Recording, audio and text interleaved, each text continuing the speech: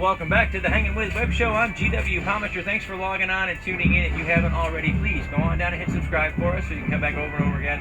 Check out some fantastic artists, artisans, creators of all kinds.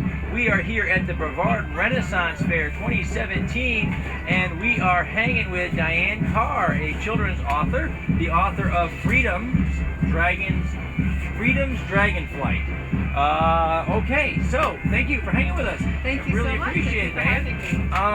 So first of all, how's the fair going for you? Oh, it's a blast. Isn't I it? mean, how could you not have a great time here? It is. It's fantastic. We got to walk around and see so many amazing things. Yes, the costumes. The acts on stage are fantastic. They put us right behind the stage so we can hear all of the musical acts. Awesome. I'm surprised you're not dancing. I was. We didn't film that. It's bad. So tell us a little bit, first of all, about Freedom's Dragonflight.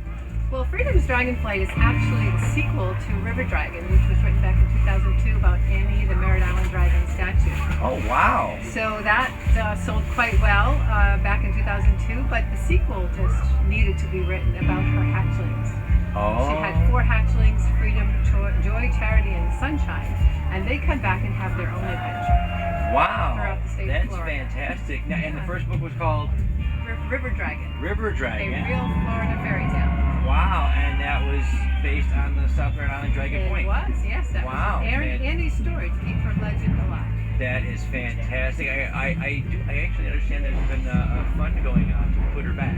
Yes. Well, actually, Annie's not coming back. There's a new dragon coming. Really? A 2-headed dragon named Roja. Wow. Yes. Wow. Yes. So you heard her here first, guys. So. Okay. Okay. So, what inspired you to want to write about dragons?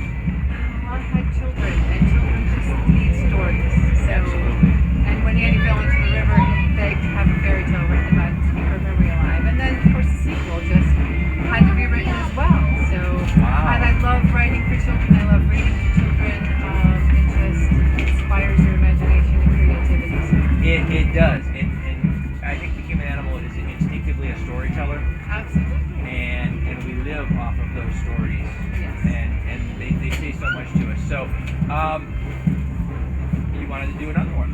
You loved it, and you wanted to do another one. And what do we have back here? This is a coloring and activity book, which has all of the illustrations that are in Freedom's Dragonflight. Every chapter is illustrated along with maps, which help with the geography of Florida. Wow. So kids can learn geography and vocabulary words. There's a glossary in there. And the activity book has the coloring pages, plus questions that refer back we to got the crossword story, puzzles. word search, word find. Oh, word this is scramble. amazing. What have you found since publishing children's books is the most rewarding experience that you've had as an author? Interacting with the kids. Interacting with the kids? Yeah, when they go to the schools and meet them and see the excitement in their eyes about meeting a real live author and wanting to write stories. That's wow. That's fantastic. That is an amazing feeling. Now you said you like to read to them as well. I do. So you read your stories at local schools, I take it, or something? This is newly released in October, so I have not been to schools yet. I'm doing a lot of events. The Renaissance Fair is one of them. Okay. Book fairs, Meet the Authors Fair, Eco Fest, that sort of thing. So I'm waiting for the events to die down, and maybe then I'll consider going to libraries and schools. Awesome. That is fantastic. So with the new dragon coming to Dragon's Point, any plans for the trifecta here? Could be a trilogy. You never know. Awesome. Fantastic. So what would you say is the I already kind of asked you what the best part of being published now was. What is the most difficult challenge that you faced as a new author? Editing. Writing is easy. The bane of our existence, ladies and gentlemen, is the editing process. Writing is a solitary creativity process. Right. But editing is not. Editing is a very collaborative effort. It is, and I had a lot of help with a lot of different editors. Oh, that's fantastic. Yeah, That's fantastic. So we want your readers, though, and their parents, of course, people who are out there buying those books, right? Right. To get to know you as a person a little bit. Okay, we're gonna kind of climb in your head and have a little fun. Okay. Okay. So we want to know, first of all, what is the best thing that's happened to you this week? Oh my goodness. This week. Well, being here. Being here at the Ren Fair. Absolutely. It's so much fun. You got a lot of kids coming up to the booth? There's been a few, yes. There's been a few, yeah. That is fantastic. Yeah, and their smiling faces make it all worthwhile. Now, you write fantasy for children. It's about the dragons and about that, and with a lot of Florida stuff tucked in there, which is great. Right, yeah. As a fantasy writer, though, we find, generally speaking, people who write fantasy like fantasy. Oh, yeah. Okay, so if you could have any magic power, what would it be? Flying. Flying. Yes. Everybody wants to fly. Yeah, I think that's pretty cool. Writing, again, is a creative process, but it's also a business. Yes. And so the royalty check comes in. What is your shopping weakness? Where's that going to right away? Clothes. Yeah. Clothes. Outstanding. Sorry. No, that's Either that or chocolate. Maybe chocolate. I'm on board with that. Okay. I'm on board with that. We're going to spend a lot of. That's my royalty checks can go on. Well, a Hershey bar some weeks.